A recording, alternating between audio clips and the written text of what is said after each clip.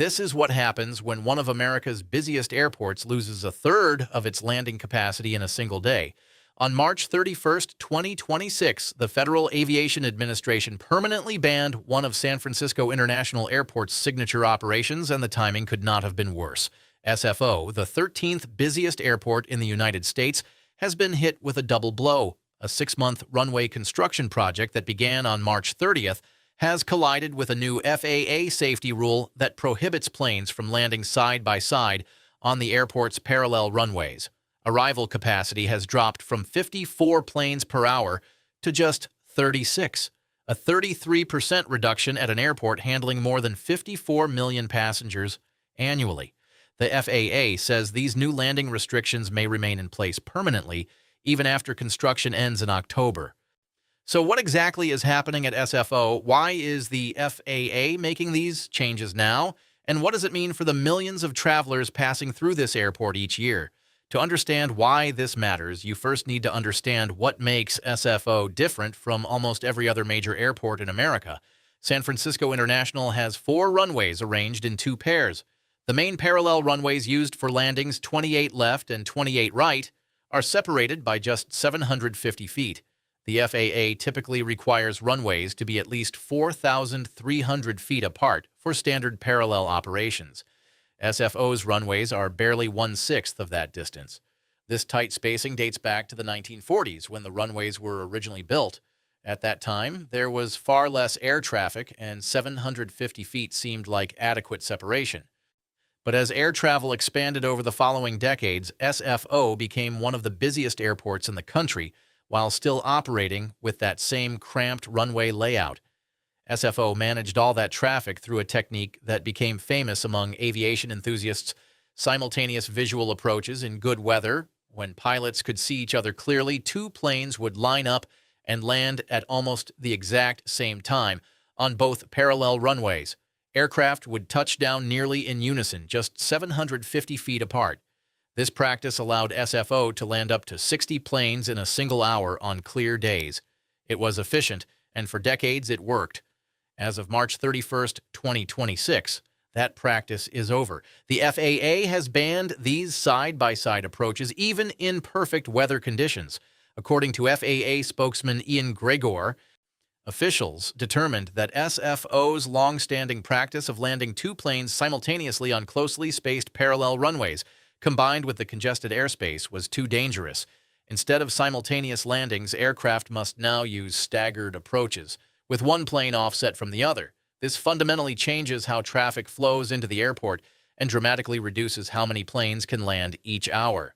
The FAA clarified that side-by-side approaches were never permitted in poor weather, but this new restriction extends the limitation to clear weather operations as well. It is a permanent safety measure specific to SFO's unique geometry. The timing is critical. This new rule took effect on March 31st, exactly 1 day after SFO closed one of its runways for a major construction project. Runway 1R, one of SFO's north-south runways, shut down on March 30th for a complete repaving and systems upgrade.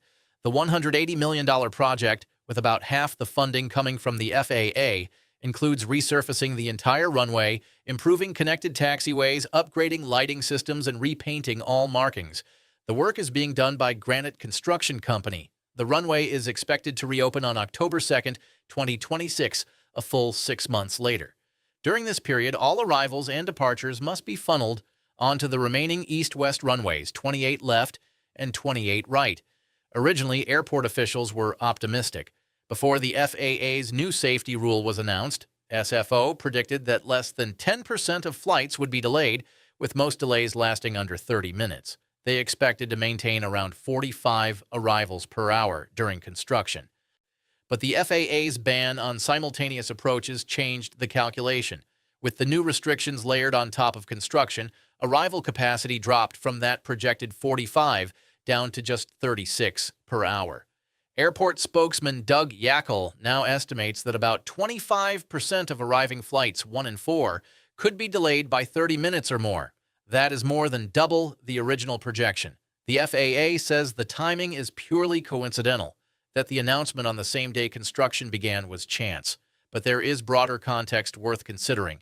On January 29, 2025, American Airlines Flight 5342, a regional jet, collided midair with a U.S. Army Black Hawk helicopter over the Potomac River near Washington, D.C. All 67 people aboard both aircraft were killed. It was the deadliest commercial aviation accident in the United States in more than 2 decades. The National Transportation Safety Board released its final report in February 2026. The investigation concluded that the crash was caused by multiple systemic failures, including the FAA's placement of helicopter routes, failures in agency oversight, and an over-reliance on visual separation procedures. NTSB Chair Jennifer Homendy stated, "This was preventable. This was 100% preventable." Following that crash, the FAA began tightening helicopter safety rules and announced it would suspend the use of visual separation between airplanes and helicopters near major airports. The agency also started reevaluating visual approach procedures at airports with complex airspace, airports like San Francisco. While the FAA maintains that the SFO rule change is specific to that airport's unique geometry and is not part of a nationwide overhaul, the timing suggests a broader shift in regulatory philosophy. The agency appears to be prioritizing additional safety margins over operational efficiency, even when that means accepting lower traffic volumes and more delays. No airline will feel this impact more than United Airlines. SFO is one of United's most important hubs and serves as the airline's primary transpacific gateway.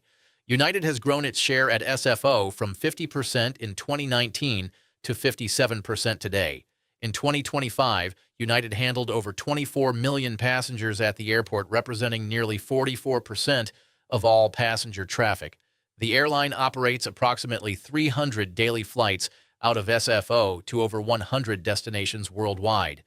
SFO is also home to the highest percentage of wide-body operations across all of United's hubs. 17% of flights out of SFO are operated by wide-body aircraft, connecting the Bay Area to destinations across Asia, Europe, and beyond. United has acknowledged the potential for delays and is encouraging customers to check flight status through the United app. The airline is reviewing the rule change to determine if schedule adjustments are needed. Alaska Airlines, the second-largest carrier at SFO, reported that the situation has been changing rapidly, with 15 flights delayed on the Monday when construction started, but none experiencing delays by Tuesday. Both airlines are expected to feel significant impacts as the reduced capacity takes hold. The fundamental problem is that SFO cannot fix its runway spacing. The airport is built on a peninsula extending into San Francisco Bay, and there is nowhere to expand. In the 2000s, there were proposals to expand the runways by filling in portions of the bay. Those plans were abandoned due to environmental opposition. So unless California develops the political will to build runways into the bay, SFO will remain structurally constrained. This geographic reality has always made SFO one of the most delay-prone airports in America. Since 2010, SFO has consistently ranked among the top 4 most delayed airports in the country. In 2018, it was the 3rd most delayed major airport, with about 26% of arriving flights delayed, and that was without any unusual restrictions in place. The culprit is often the Bay Area's marine layer fog. When visibility drops, an aircraft cannot land in parallel because pilots cannot see each other. The acceptance rate falls and delays cascade through the system. The same weather conditions that barely affect nearby Oakland or San Jose can bring SFO to a crawl, with the FAA's new rule essentially making the poor visibility restriction permanent regardless of weather. SFO loses one of its key tools for managing traffic during peak periods. The airport will now operate in its reduced capacity mode continuously, not just when fog rolls in. When runway construction ends on October 2nd, SFO expects its arrival rate to increase, but only to about 45 per hour, not the previous 54. The FAA's approach restrictions are designed to remain in place permanently, meaning the airport's maximum capacity may never fully return to previous levels. For travelers, the implications are clear. If you are flying through SFO between now and October, build in extra time. About 25% of arriving flights could see delays of 30 minutes or more. Tight connections carry greater risk. Consider arriving at the airport earlier than usual and monitor flight status updates closely. Some travelers may want to consider alternatives. Oakland International and San Jose International, the other 2 major Bay Area airports, typically experience fewer delays and may offer better on-time performance during this period. For aviation enthusiasts, there is a bittersweet element to these changes. The sight of two aircraft landing nearly simultaneously at SFO, the visual spectacle that made the airport famous, is now largely a thing of the past. This situation at SFO reflects a broader tension in American aviation. After years of high-profile close calls and the tragedy over the Potomac River, regulators are prioritizing safety margins more aggressively, even when it means accepting reduced capacity and more delays. Whether a 33% reduction in arrivals is justified for additional safety at an airport that operated this way for decades is the calculation the FAA has made.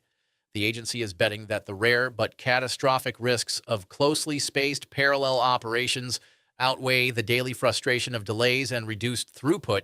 Whether that trade-off is the right one is something passengers, airlines, and the aviation industry will be assessing in the months ahead. But if you are flying through San Francisco International between now and October, patience will be essential.